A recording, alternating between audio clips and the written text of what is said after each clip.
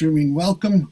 My name is Paul Sugarman, and this is a Zoom webinar, a memorial for my father, Robert Sugarman. He just he passed away this past November 1st. He was 96 years old, born in 1927, and died in 2023. And he was a wonderful father and lover of the theater and great teacher, and I miss him very much. And so I know we are going to have an in-person memorial on May 19th at 3 p.m. at the Bennington Theater, which was formerly the Old Castle Theater, the theater on Main Street, at 3 o'clock. And so we're looking forward to that. But I figured this is another chance to have a chance for people to get together and share some thoughts and some memories, whether you can or can't be there at the other for the other one. I mean, a few other people like my cousin Lori and Jean Davis weren't able to make this because they had other commitments for today. But I thank you. I thank you all for coming, and I just wanted to just also say that while we just did a reading of one of his plays, and it was, it's really great that in his last year, he had two different sort of online productions of his plays. I mean, I did a Zoom reading of his play Antibes 1950, and also the Walloomsac River Theatre Company did a reading of his play Homefront, and he got the production of Players at the Bennington Theatre, which was so good, and it was so. It was so good that in his final year he did have these wonderful sort of productions and experiences to go out on, and I'm thankful for the fact that, I mean, he really he didn't suffer much. I mean, he was very clear that, I mean, without Sally, he really expected that, I mean, he didn't want extraordinary measures done to keep him alive when he really wouldn't be enjoying it. And as much as he was still active, and I mean, he was writing a new play, were working on finishing his final version of Players, but he was very weak a lot of the time, and but I miss him so much, and I do feel that I have a connection to him through his plays, and so as we've done readings of his plays, I intend to keep doing that through and doing that. So I thank you, and thank you all for coming. Now, yes, there is a picture of my father and my mother. I mean, the two of them, they were such a great team, and we celebrated I remember when they celebrated their 100th birthday together, since they both had the same birthday, March 27th. It was always great, 2 years older, so 50, he turned 50, they turned 100 together, and then she turned 50. And they did that for 150 as well, and they were looking forward to 200, but well. Anyways, so yeah, they were very, very active. With my mother's memorial service, it was recorded by the local public access TV, Cat TV in Bennington, and I'm hoping to be able to do the same for my father's for service in May. So if there's anything, if anybody would like to open the floor. If anyone has anything they'd like to share.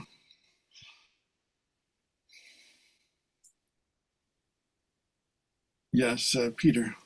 I can't help but remember the joy that I used to get twice a year, coming up to Bennington and doing a radio show with both your father and mother.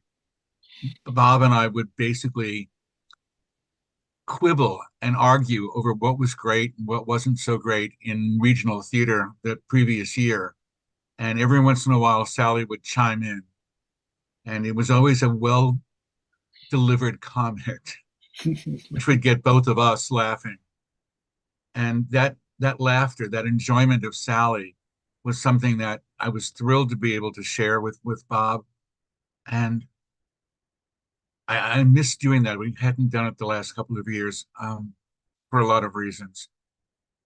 And then Sally passed, and I knew that it would never really happen again. But I treasure the memory of them because they were ingenious discussions led by Bob, um, followed by me, and they became competitive. And there's not many people I enjoyed being competitive with, but Robert Sugarman was one of them because it was always for the fun of it. Hmm. Yes, he really did love theater, and loved his loved taking of it. And the fact that their birthday is now, it became in 1962, designated as World Theater Day, I think is very appropriate. That is, Although World Theater Day, since it was something that's part of UNESCO and was sort of done by the French, it's generally ignored in this country. I sort of noticed from what I could see on Facebook. The one event I found on their website that was happening in the United States was in very South Florida, and it looked like all of their programs were in Spanish. Um, but it is because I think it is. If you look on their website, they do have messages from people, like like Helen Mirren, and people who are, and the one they had for this year was from the a Norwegian playwright. I don't remember his name, but it's just sort of the idea that art is peace. That we have to stand up for art because we have to stand against war, and that's the way that we can understand each other is through theater, through world theater, and through art, and I think that is so true. definitely. You know, when we decided at the Berkshire Theater Critics Association to memorialize Sally with an award, I talked to Bob about it, and he said, that would be great. What prize are you thinking of? And I said, well, considering that you're a playwright, why don't we do the world premiere of a new play award? And I can put it in both your names. And he said, that'd be fine, but my name cannot go first. It has to be Sally.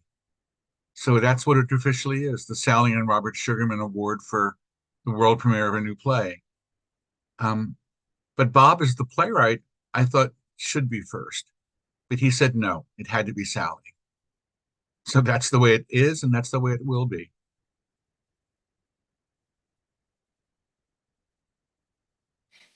Yeah, well, I mean, because he always sort of felt in a lot of ways that she was so important. She was so important to his work as such a good sort of editor, and also in terms of the fact that she would deal with people in a lot of ways to get things done that he didn't want to have to deal with. Like, I mean, so much of the organization and dealing with the radio show and all of that.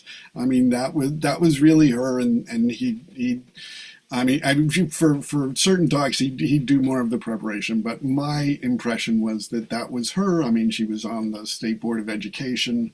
She was on the board of Oldcastle. I mean, and she Right. was just so active in so many things. And he really didn't want to be. He was much more sort of like, I just want to write plays. I don't, I want to deal with theater. So, yeah. Yeah, and they do have their theater talk, more theater talk. What they set up online is still there, so that we can go. I go sometimes to listen to. Yeah, I just sent a link, and I sent the link that was under reviews and reviewers, and it's got a lot of their interviews with you, Peter. So I sent a link into the chat. So you, yeah. But if you just put more theater talk, all one word with theater spelt correctly with the RE. That if you put all of that in once, it'll come up first, but then Google will be like, are you sure you didn't mean something else? And it's like, no, I meant this. And also the wonderful thing, one of the things they have on there that I love is Sally interviewing Bob about his time at the Actors Studio. And Oh, when he was Lee Strasberg's stage manager. So that's a fascinating listen if you want to listen to some, talk about the Actors Studio. I actually, a guy who's one of the directors in acting school I work for, he's now, I don't know, he's kind of up there at the Actors Studio directing program, I guess. So huh. I'll have to listen to that. yeah. Yeah, well, it's so great because it's like those recordings when they recorded the sessions at the Actors Studio, which is the source for this book, Strasberg at the Actors Studio, that was published, I mean, a ways back, and then it was republished by TCG.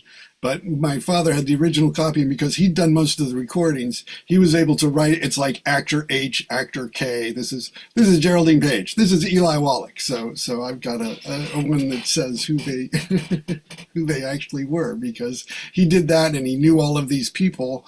I mean, because like Annie Bancroft and all of because there were so many actors at the studio. So, but yeah.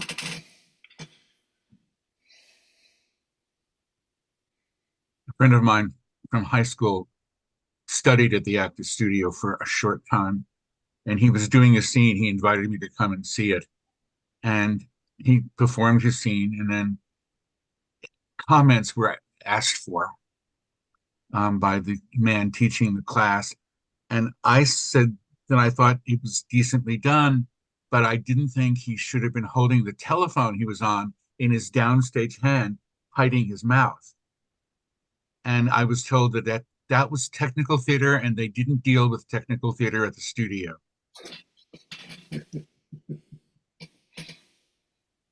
So that was my only theater experience there. I wonder why the British actors get all the parts. Exactly. They know better. It's a pet peeve of mine, but yeah. Yeah, no, I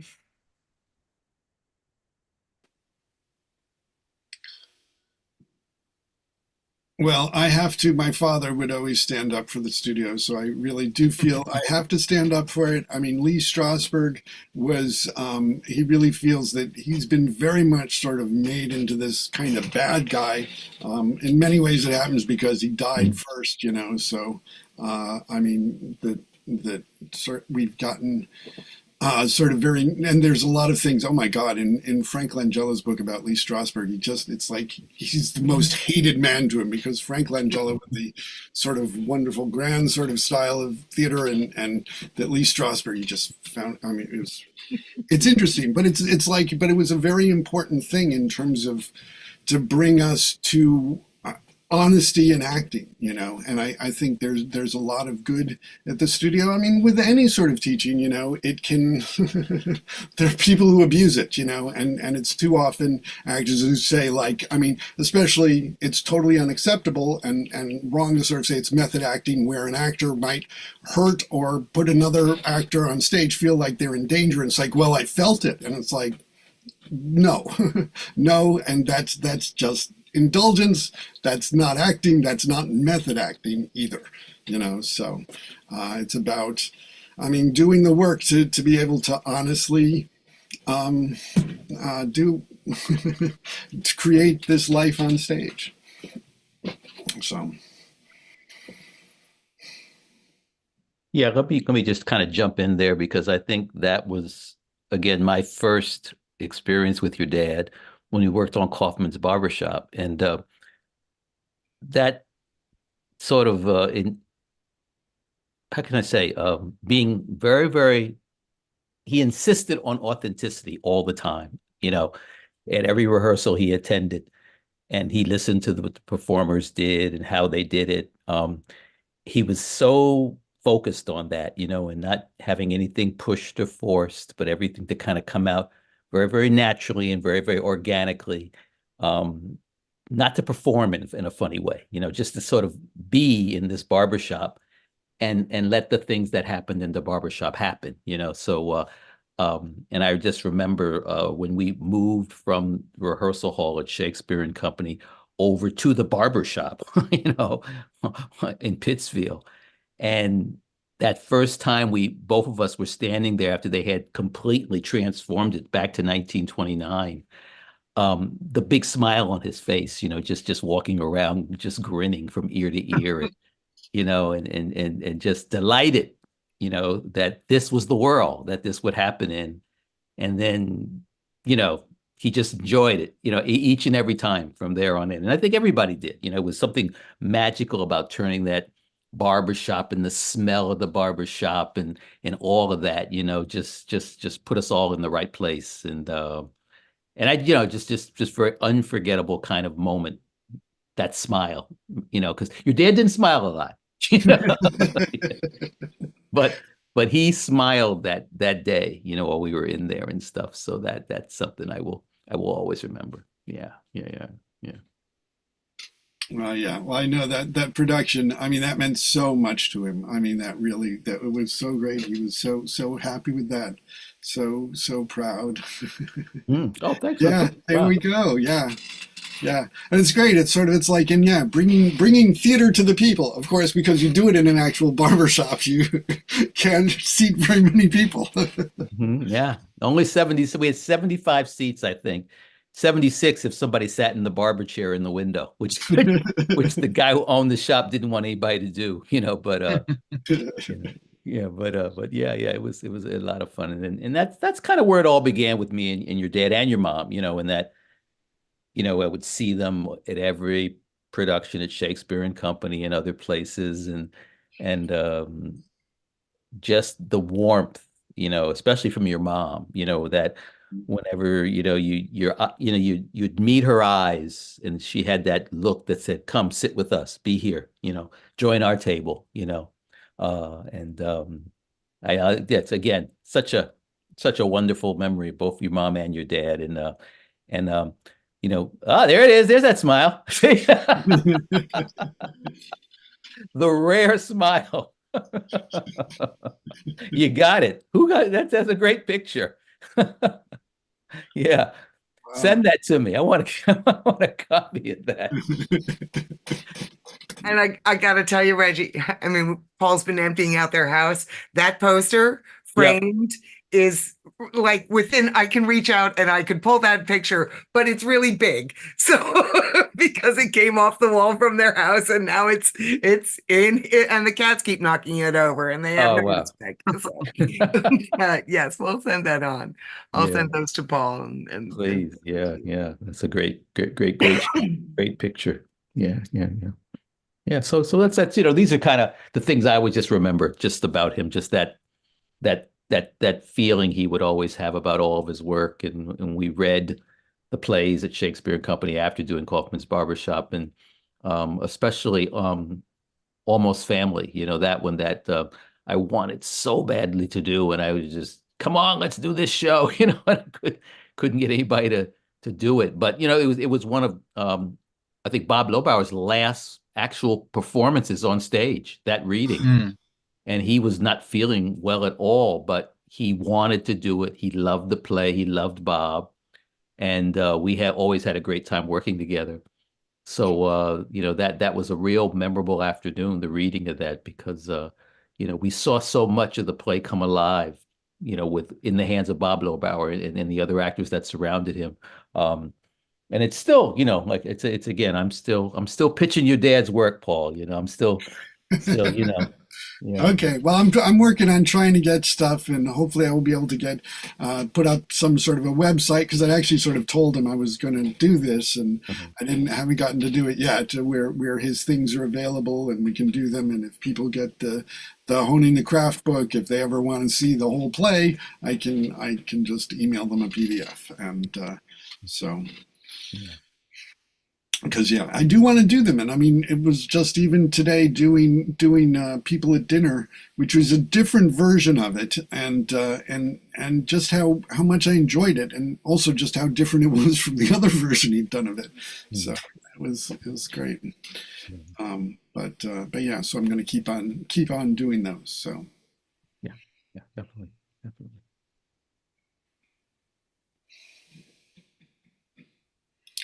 but yeah, that was really so special to have Kaufman's, and then I think there was also there didn't they do a reading where they did one day they did like the sort of the Kaufman trilogy, where they didn't they did all three plays one day. I think so. I think you're right. Yeah, yeah, I Yeah, think so. I think so. Yeah, yeah. yeah, which was him and the two Jakes, and then Kaufman's Barbershop, and then I forget the title of the other one, but I'm gonna guess get a thing and get a list of all of his plays. And, Yeah, yeah. yeah. I And mean, St. Petersburg is another one I really, really oh like.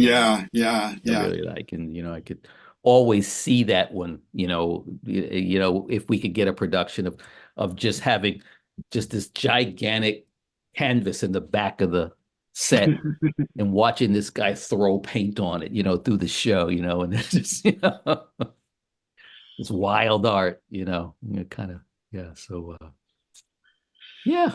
So Yeah. we got to just keep working at it, keep, kicking the can, as they say, and I think some more Mhm. productions will happen. Your father was a very, very special guy and had a really wonderful touch, and that was always what we would talk about. We would sort of not argue. We would have these very spirited conversations about people and how people treat each other and how people act towards each other. And again, all in that direction of authenticity, all in that direction of being authentic with each other, the good and the bad, because it's not always so good,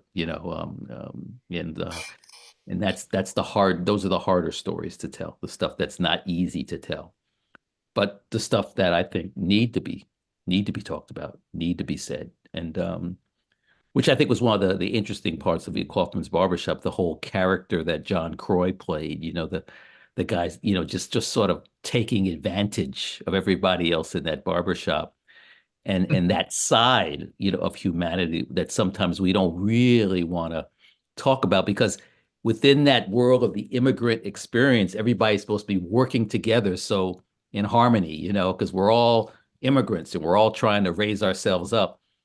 But I think the bare truth of that is there's always somebody profiteering, from the struggle and seeing themselves a little bit more special, a little bit more privileged, and, they have some delight in keeping the others down to keep themselves up, Mhm. and your dad was really minding that in that show, that thing that happens. And people don't want to talk about it, but he wanted to talk about it. And I was really glad to bring that out as we did when we did the show, and for better or for worse, kind of. And thinking that by doing that, it will keep you safe. Yeah, exactly. And oh, well, Yeah, it actually respectability, all of that. Nope. yep, yeah, yeah, yeah. Because you're still, you can get as far away from your real community as you think you want to be, but you're never gone. You're still Yeah. one of them, Yeah. and the people who you want to be like still see you as one of them, and Yeah. you become their pawn, their tool, it's a kind of a colonialism, you know, Mm. even worse than racism Yeah. in my mind is colonialism, True. Mhm. because it's the master of deception, Oh, yeah. Yeah. Mhm. That was such a good play that when I tried to get tickets to it, to see it, to review it, there was nothing available. And Bob called me and said, "We'll get you in, just show up." Just So I showed up one evening, and he and Sally were there, and I said, "I'm here. Can you actually get me in?" And he said, "I'll get you in. We'll find you a seat." He made two people move very close to each other so I could squeeze into the back row. Yeah, it was like that. It really was. I mean, I didn't even get a chance to see it many nights. I'd be out on the sidewalk with the house manager because there was no seat for me. I mean, listen from the street, you know. Well, that was probably me taking your seat, and I apologize, but It's not really. okay. Not really. It's all right. Happy that you took my seat. Thank you, Peter. You could always take my seat. Okay. Thank you.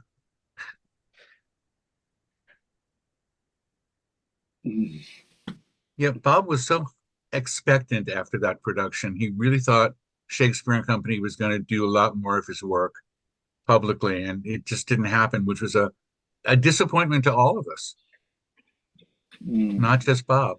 Yeah, and you know, some of that may be owed to the fact that there was a changeover in Oh artistic yeah. directors, you see, Yeah, and that sometimes it's almost like politics in a way. You know, you'll be very close to one artistic director, and they'll be a fan of your work, be it a writer or even like myself as a director, and then there'll be a change, and then you wonder, okay, am I going to be kicked out of my office too? Because now that the other folks are in charge and they have their favorites and their friends and that whole thing. right. And so yeah, I think a lot of that was due to that switch over that happened and stuff. So Hmm. um, yeah. Yeah, well, I mean, he would have, yeah, it just that was the sort of the biggest production he'd had. He'd had a few things, other things. He'd had things that he'd done himself, Mhm. but he'd also, yeah, Which is why it was such a blessing. Just, it was like 2 weeks before he died, that there was just that lovely, lovely production of Players. Mhm. Yeah, And it was just it was really wonderful. It was, one of those events where just and everybody just came, and there he sat in the front row, and it was really lovely. And the Sunday of the final matinee performance, that morning, um Bennington Early Childhood Center planted a tree in Sally's memory. Mm. So we were able to get him there to do that. So he was able to be there for the tree planting. And then we went from there, and we had some lunch, and then we went right to the play. So it was, right. Mm. yeah. Whenever you're ready, Paul, if you want to, what do you want to play? it's up to you. I mean, whenever you want to. Yeah, well, I think you'd probably both heard where he'd done his various songs, trying to taking his own versions of songs. So this is just a little All right, let medley me, of them. I hope hopefully all of the sound stuff will work. yeah, 1 second. Let me get into my share screen. And there's a quick Yes. one there. 1 second. And he would sing these to everybody. Yeah. View full screen and play.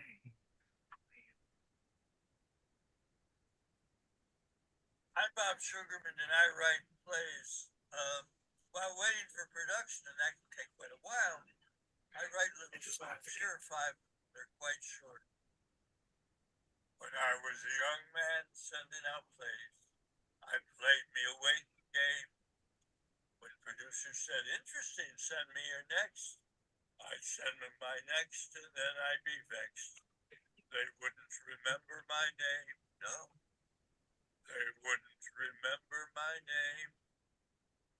Oh, it's a long, long time from May to December, and the days grow short when you reach September, and the new plays come, and the new plays go, and none by me is all I know.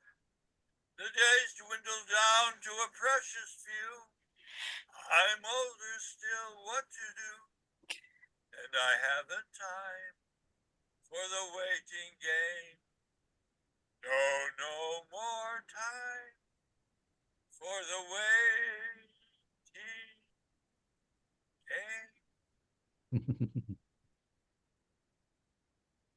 If I had a play done, Heidi, Heidi, Heidi, Heidi, Heidi, Heidi, Heidi. All day long I'd biddy, biddy, bum. If a play of mine were done, hey, I wouldn't have to be male. Wouldn't have to beg and plead and push. All day long I'd sit at my computer. Sit at my computer on my tush. And then I'd go to the theater. And I'd sit by the far back wall.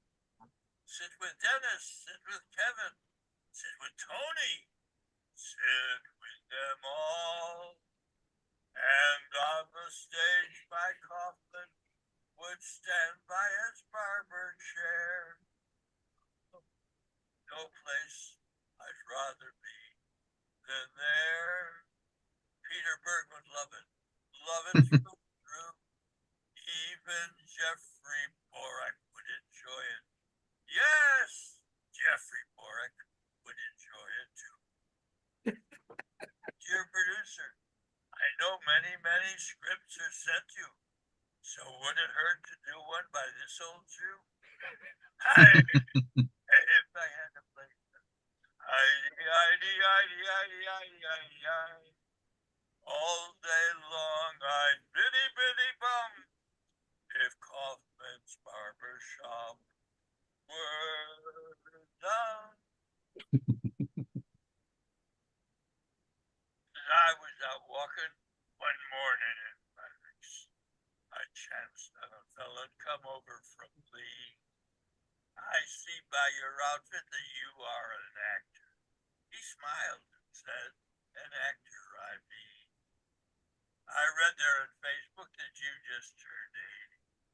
He smiled again and said, 80 I be. Are there still parts that suit you? I then asked the actor, where were you last year? He queried me. I played Polonius and I played a king.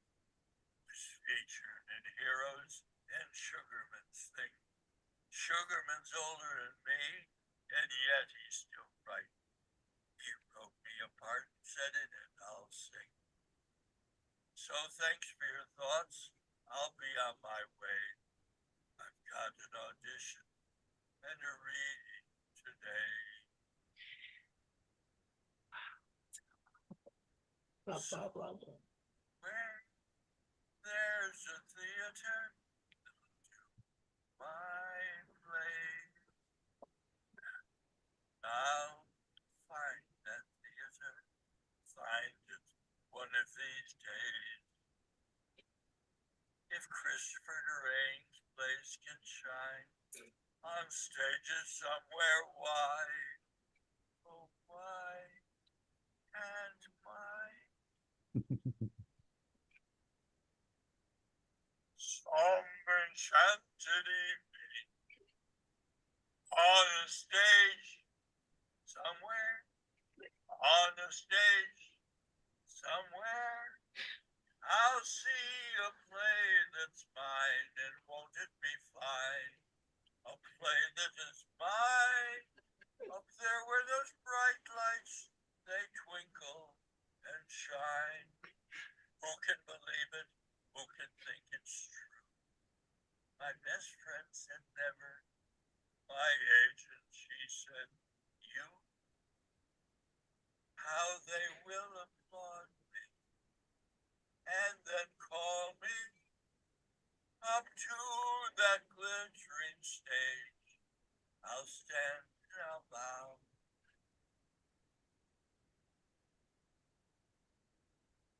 Modestly bow.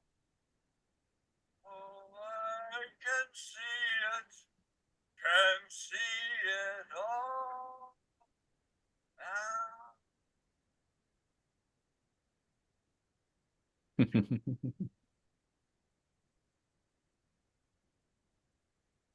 Great. Thank you. Indeed. I'm so honored to be in the lyric.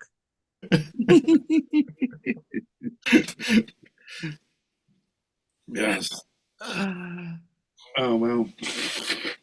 That was, I hadn't listened to this for a while, didn't realize, I mean, the one about Bob Lobauer, I mean, Yeah. he was such a great guy. Oh, Yeah, I was honored by Shakespeare and Company last year. I had written a obituary article about Bob Lobauer, and they printed it in their season program last year, which was more than I ever expected to see. yeah. Well, Yeah. yeah, well, this is, we're all reminded we don't know how much time we have. Nowadays we really just don't even know for the whole planet how much time we have. That's So, true. and with the country and with everything. So we just have to well, I mean, even as, oh my gosh, I mean, just seeing that really made me aware of how much I miss him. But Same. it's still the memories give us give us comfort and help. I mean, they live on in the way because who they are shaped who I am and will Sure. shape others, and that's what I really feel. One sort of, I mean, I try and do way too much stuff, but one of the things that I've wanted to do in terms of my parents, or to see if there is something like that, is to see if there's a way, some sort of place, an online thing to honor teachers, where people have a chance to sort of like share their memories of teachers, talk about teachers who meant a lot to them, who were important in their lives. Because I think, I mean, my mother especially, she was a teacher and she believed in education, and I think she really had a big effect on it. My father, I think, I actually was able to take classes with my father, so I know he was a great teacher. But I mean, he was always sort of doing it in the way that it's like, well, I really want to write plays, but I need to make money, so I will teach. He was still a really great teacher. I mean, one of the things that he would never sort of talk about, but when in the few brief years when he did teach at Bennington College, one of the things he did was a show called Happiness Ahead. He then wrote a play version of Happiness Ahead. But with Happiness Ahead, he'd studied with Joan Littlewood. Well, he hadn't really studied with her. He went to study her in England and interviewed her a number of times. And so he like was, well, I want to do a version of What a Lovely Warrior. He's like, and she's like, no, you should do your own thing, create things from your own work and your own history and do that. And so when he was at Bennington, he wanted to do this play, Happiness Ahead, based on, the Depression and all of the things that we went through and all of the music from that. And so one of the things he did was he asked all of the students to ask family members about their memories of the Depression or what it was like, so that then they could take that and use that to create some scenes to create this piece of theater. And so he said, I mean, he actually, I don't remember the play. I probably was too young to see it. There's a great poster of it. But he did say there was just one student who really sort of actually went and talked to her family and brought back things to do and to use that. And that was Liz Swados. And I mean, I think that like what Liz Swados did, I mean, it's so tragic that she died so young, and she did so many different interesting things. I mean, starting with her work with the Public Theater and the project Runaways that came to Broadway, which was really very much, I mean, in that sort of, taking the things out of people's stories to make something that is honest and significant to life, and it just always sort of struck me that was something that it's like, well, I don't know if he had, she did what she did, but I mean, just that by a good teacher can sort of open a student's mind up to different ways of doing things that can then really have a great effect on their life. And I think that would be something that it would be great if there was a way to honor that and acknowledge that, I feel particularly fortunate because I had two parents who were great teachers, and I've had a lot of great teachers over the years. Especially through Shakespeare and Company. Dennis and Tina and of course Kevin Coleman. And for Kristen Linklater, for me, getting the opportunity to study with Kristen Linklater made just such a difference in sort of my being as an actor, being able to use my instrument better, but also as sort of allowing me, and from my work at Shakespeare and Company, to have this really strong connection to Shakespeare, this sort of visceral thing that is a mind-body thing that you have to feel through your body. And that's one of the things that I've really always prized about Shakespeare and Company. And my parents did as well, because that was the place, one of the places, even before they were doing more theater talk, they'd come and down to Shakespeare and Company for just about everything all the time. And until they started doing the interview shows, that was pretty much the one they would go to. So, but it's funny. Because I remember when I was growing up, we'd go to the Williamstown Theater Festival all the time, which is how I got inspired to go into the theater from seeing one of the greatest performances I've ever seen. I've seen him do it many times. Is Frank Langella as Cyrano. I saw it in his original 1971 incarnation. Then he came back and I did it in like 78, which was really the height of it. And then he did it again in Roundabout in a very sort of cut down, like smaller cast version he'd done, which is really, it's a tough thing to make work with Cyrano, because part of what makes it so much fun is the great spectacle. But he was spectacular in that. And it's just, he's, but anyways, I just, in my parents. So anyways, if anybody knows of any kind of thing like that honors teachers, if they'd let me know. If not, I may try and figure out how to do that, because there's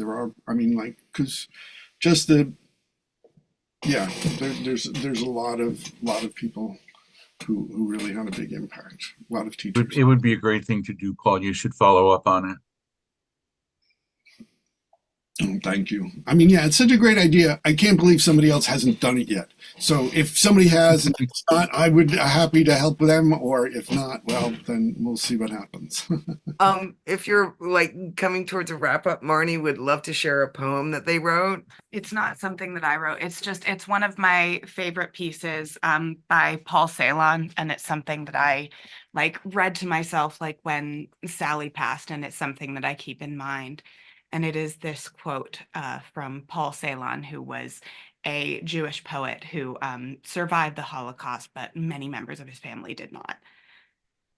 How you die out in me, down to the last worn out knot of breath. You're there with a splinter of life. Thank you for letting me share. Thanks, sweetie. Thank you. Yes, well, I thank you. Thank you so much for coming. If there's more that anyone would like to say, it's wonderful. But it's really, really great seeing you. Really great sharing these memories, and now they're up on the that ISC YouTube channel, which has more videos than subscribers. So. Like, subscribe. Like, comment, and subscribe. Yeah. Yeah. But it's just. And you do have some interesting, good performances up there. You got Jeffrey Owens doing Othello. You got Mark Margolis as, what was he?